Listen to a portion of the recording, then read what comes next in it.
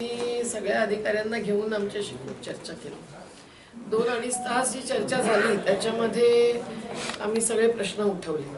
केवळ पुनर्वसनाचेच नाही तर धरणाच्या एकूण नियोजनाबद्दल। आता धरणाचं नियोजनामध्ये सगळ्यात महत्त्वाचा मुद्दा असतो की बुडीताच्या लेव्हल्स लावणं। नर्मदेचं मी तुम्हाला आता पत्रक देते की या वर्षी 50,000 कुटुंबांचं पुनर्वसन झालं। 20,000 कुटुंबांना 5-5 एकर प्रत्येकी जमीन मिळाली। या वर्षी त्यांच्या लेव्हल्स चुकीच्या ठरल्या जे आम्ही सांगत होतो आणि हजारो घरं ध्वस्त झाली, हजारो एकर एक्स्ट्रा जमीन मिळाली। हे असं सगळं होतं। त्यामुळे आम्ही विचारलं तेव्हा महाराष्ट्र सरकारने काही 2021 मध्ये असे आदेश काढलेले आहेत की पूर्ण भारतामध्ये 100 वर्षामध्ये सगळ्यात जास्त जो पूर आला असतो तो धरून लेव्हल्स ठरवत असतात आणि धरणाची उंची जी असते ती पूर्ण जलाशय स्तर असते। त्याच्यावरून पावसाळ्यात जे पाणी जातं ते 4 तास नाही 4-4 दिवस सुद्धा राहतं। ते मॅक्झिमम वॉटर लेवल अधिकतम जलस्तर असतो आणि त्याच्या मागे जे पाणी वर चढतं ते बॅकवॉटर लेवल असतं। या लेवल्स लावण्यामध्ये खूप गडबडी होते आणि महाराष्ट्राने आता मला तर धक्काच बसला की गेल्या 25 वर्षामध्ये जो जास्तीत जास्त पूर आला असेल, पाणी आलं असेल त्याच्या आधारावरती लेवल्स लावणं ठरवलेलं आहे। हे तर पूर्णतः वैज्ञानिक नाही असं माझं म्हणणं आहे।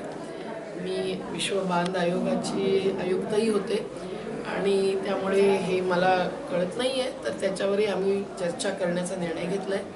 दुसरं म्हणजे की त्यांचे जे कॅनॉल झालेले आहेत कालवे, ते केवळ कालवे मुख्य म्हणून चालत नाही, कालव्यांचं जाळं निर्माण व्हावं लागतं। तर आता त्यांनी पाईपलाईनचं नेटवर्क बनवण्याचं ठरवलेलं आहे। पाईपलाईन नेटवर्कचे पण बरेच परिणाम असतात। ज्यांच्या जमिनी खालून पाईपलाईन जातात ते पाईपलाईन कधी फुटते कधी काय काही कळतच नाही, पाणी सुटतंय का नाही सुटत कळतच नाही। गुजरातमध्ये तसा अनुभव आहे, अनेक ठिकाणी अनुभव आहे। त्यामुळे त्याहीबद्दल चर्चा होणं आवश्यक आहे, लाभार्थ्यांनी याचा विचार करणं आवश्यक आहे आणि ह्या सगळ्या धरणाचं जे काही काम पुढे गेलंय, तेलंगणातला कालवा बनलाय, इथला कालवा बनलाय, पण अजून त्यांचंही बरंच काम बाकी आहे। हे कलेक्टरनी सुद्धा मंजूर केलेलं आहे। आता ह्या काळामध्ये जे पुनर्वसन कार्य व्हायला पाहिजे ते महत्त्वाचं आहे आणि त्या पुनर्वसनाबद्दल आम्ही सर्व तपशील घेतलेला आहे। 12 गावाची गावठाणं गेलेली आहेत पण त्यांची जमीन सुद्धा गेलेली आहे। 7 गावांची जमीन गेली आहे, त्यांना ते विस्थापित मानत नाही आहेत असं दिसतंय। असं होऊ शकत नाही। कुठलीही संपत्ती अगदी तुमची 1% जमीन जरी गेली तरी तुमचं नाव बाधितांच्या यादीमध्ये आलं पाहिजे। घर गेलं नसेल तरी तुम्ही विस्थापित नाही पण बाधित तर होतातच।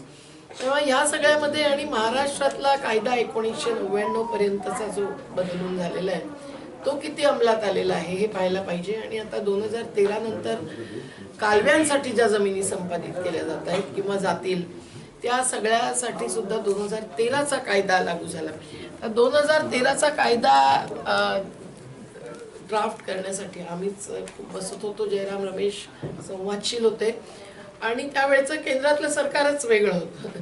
संघर्ष आम्ही त्यांच्याही समोर करत होतो, ते संवादही करत होते, त्यातून काही निघत होतं। तर अशा परिस्थितीमध्ये याच्यामध्ये जो सामाजिक परिणामांचा अभ्यास व्हायला पाहिजे, पर्यावरणीय परिणामांचा अभ्यास, ग्रामसभेचा सहभाग पाहिजे। कलेक्टर याला तयार आहेत पण आम्ही असं म्हटलेलं आहे की आता ज्या मागण्या आहेत त्या मागण्या कुठल्या कायद्याच्या कुठल्या कक्षेमध्ये येतील त्याचा विचार केला पाहिजे। पण त्याचबरोबर या कायद्यातच नव्हे तर महाराष्ट्राच्या कायद्यामध्ये सुद्धा ठराविक कॅटेगरीच्या शेतकऱ्यांना जमिनी सुद्धा द्यायच्या होत्या। थोड्या का होईना पण पर्यायी जमीन द्यायची होती, त्याच्याऐवजी पैसाच दिला गेलेला आहे। हा सगळ्याचा पूर्ण विचार करून पूर्ण पुनर्वसनाचा आराखडा करून लवकरात लवकर मंत्रालयामध्ये मीटिंग लावायची। पुनर्वसन मंत्री अनिल पाटील हे सुद्धा संवादशील आहेत, त्यांच्यासह त्यांचे अधिकारी बसावेत, तिथे चर्चा व्हावी असा निर्णय झालेला आहे। 55 कोटीचा धरण होता, 2200 कोटीला गेला तरी या ठिकाणी काही विकास झाला नाही। हे तर कायमच गोष्ट आहे। ते पण केवळ त्या किमतीकडे बघून चालणार नाही। लोकांच्या जगण्याचा आधार असलेल्या साधनांवर जो परिणाम होतो तो अमूल्य असतो। आता सरदार सरोवर 4200 कोटीचं दाखवून लाभदायक दाखवलं गेलं, आता त्याची किंमत किती झाली? 90,000 कोटी रुपये खर्च झाले आणि ज्या कच्च्यासाठी ते धरण बांधलं गेलं त्या कच्च्यामधल्या एका शेतकऱ्याला सिंचन मिळालं नाही। का? मोठी धरणं आणि केंद्रीकरणवादी जलनियोजन असतं त्यावेळेला शहरं आणि उद्योग हेच बाहुबली बनतात आणि त्यांच्याकडे पाणी खेचतात. आणि ह्या धरणात जे गाव गेलेले आहेत त्यांचं पुनर्वसन आतापर्यंत 100% तर सोडा 20% सुद्धा झालेलं नाही. परंतु ते काय म्हणतात की आता तुम्ही लेंडी मध्ये जे गाव आहेत ते खाली करा आणि पुनर्वसनामध्ये जाऊन राहा.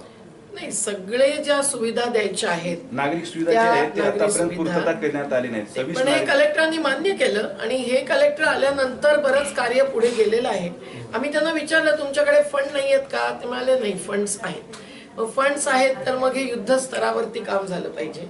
आणि ते जे खानापूर सारख्या ठिकाणी त्यांनी 5 गावांचं केलेलं आहे तर स्थलांतर सुद्धा लोकांना जबरदस्तीने करणं हे काही योग्य नाही आणि त्यांनी सुद्धा असं काही सुचवलं नाहीये. तेव्हा सगळं तयार होईल त्याच वेळेला स्थलांतर होईल, त्याच्याशिवाय होणार नाही हे निश्चित आहे. आधी पुनर्वसन मगच धरण. आपण आज तेलंगणाचाही प्रतिनिधी अधिकारी उपस्थित होते, त्यांनाही सगळ्यांनी आश्वासित केलं.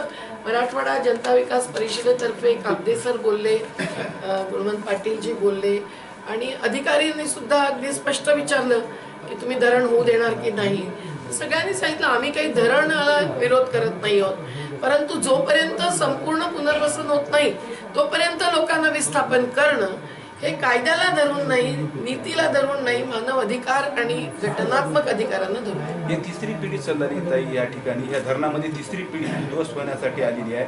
आणि जे तिसरी पिढी आहे त्यांना वाढीव अनुदान म्हणून फक्त 3,69,000 जे विवाहित आहेत त्यांना देण्यात येते आणि जे अविवाहित आहेत 18 वर्षाचे मुलं आहेत त्याच्यामध्ये मुलींचा समावेश आहे. मुला एवढं मुली समान म्हणून शासनानं कायदा काढलेला आणि या ठिकाणी मुलींना डावळून फक्त मुलांना ते बी लग्न झालेले विवाहित मुलांना देण्याचं कार्य चालू आहे. त्याच्यामध्ये आपलं काय अनुभव? एक अर्थी पाहिलं तर विवाहित सज्ञान मुलं ही कॅटेगरी सगळ्यात पहिली ज्यांना लाभ आवश्यक आहे ती असते.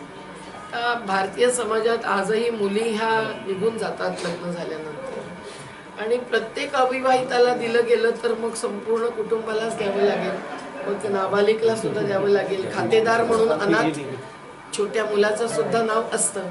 या सगळ्याबद्दल अगदी 100% सगळं होऊ शकेलच कायद्याच्या चौकटीमध्ये असं दिसत नाही. मॅडम, माझा एक प्रश्न, शासनातर्फे शेतकऱ्यांना आर्थिक मदत व त्यांचे पुनर्वसन केले जाते, परंतु शेतमजूर यांच्याविषयी या लढ्यामध्ये काही नियोजन आहे का? आम्ही याची चर्चा केली, कारण नर्मदेमध्ये आम्ही प्रत्येक भूमिहीनाला अधिकार घेतलेला आहे आणि शेतमजूर तर शेतकरी तोच असतो, जो जमीन मालक असतो तो नसतो.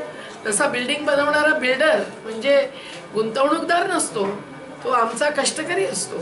तेव्हा याच्याबद्दल या कायद्यामध्ये सुद्धा जे काही आहे आणि 1999च्या कायद्यामध्ये सुद्धा जे आहे भूमिहीनाला काय द्यायला पाहिजे तर ह्याच्यामध्ये निदान 1 एकर जमीन आहे. तर 1 एकर काही पर्याप्त नाहीये, ते करून सुद्धा त्यांना स्थलांतर मजूर प्रवासी मजूर व्हावंच लागेल. परंतु जे आहे कायद्यामध्ये ते प्रत्येकाला मिळालं पाहिजे. आणि पुनर्वसनाचा अर्थ पुनर्स्थापन नाही, केवळ इथून ना तिथे स्थलांतर नाही. पुनर्वसनाचा अर्थ आर्थिक पुनर्वसन सुद्धा असतो. समजा हे शेती करत नाही, त्यांचा काही वेगळा व्यवसाय आहे, तर मग त्यांना पर्यायी व्यवसाय सुरू करून देण्यासाठी सरकारने व्यवस्था करणं हे सरकारचं कर्तव्य असतं. जमिनीचा वेगळा मोबदला आणि जे विशेष भूसंपादन झालं त्यांना वेगळा कायदा का असतो? त्याचं कारण असं की हे जे भूसंपादन झालंय ते 1990च्या दशकामध्ये झालेलं आहे. 1987 मध्ये मंजुरी मिळाली, 87 पासून भूसंपादन सुरू केलं. त्यातही आम्ही प्रश्न उठवला की 1992 मध्ये जर असेल पुनर्वसन झालं असेल तर 1984 कायद्यामध्ये सुद्धा जे काही फरक झाला, 1894चा कायदा होता ब्रिटिशांचा, त्याच्यामध्ये 1984 मध्ये संशोधन झालं. त्याच्यानुसार 3 वर्षामध्ये अवॉर्ड झालं पाहिजे होतं, मुआवजा जाहीर झाला पाहिजे होता. तो जर 5-5 वर्ष झाला नाही तर त्यावर कायद्याने सुद्धा विचार करावा लागेल. आणि कालव्यांचं पुनर्वसन नव्हे तर भूसंपादन हे 2013 नंतर झालेलं आहे. म्हणून या कायद्याप्रमाणे जी काही सरकारी किंमत जाहीर झालेली असते त्याच्या 4 पटीने किंमत द्यावी लागते. आता सगळ्यांना 4 पटीने मिळाले की काहींना 2 पटीने मिळाले सगळं पाहावं लागेल. ह्या सगळं पाहून एकूण पुनर्वसनाच्या साठी आपला घरोघरीचा सर्वे व्हायला पाहिजे, आपला प्लॅन तयार व्हायला पाहिजे, त्यांचा प्लॅन तयार व्हायला पाहिजे आणि मग मंत्रालयामध्ये चर्चा झाली पाहिजे. आणि ह्याच्या मंजुरी दिलेली आहे कलेक्टरांनी, येई नसे थोडं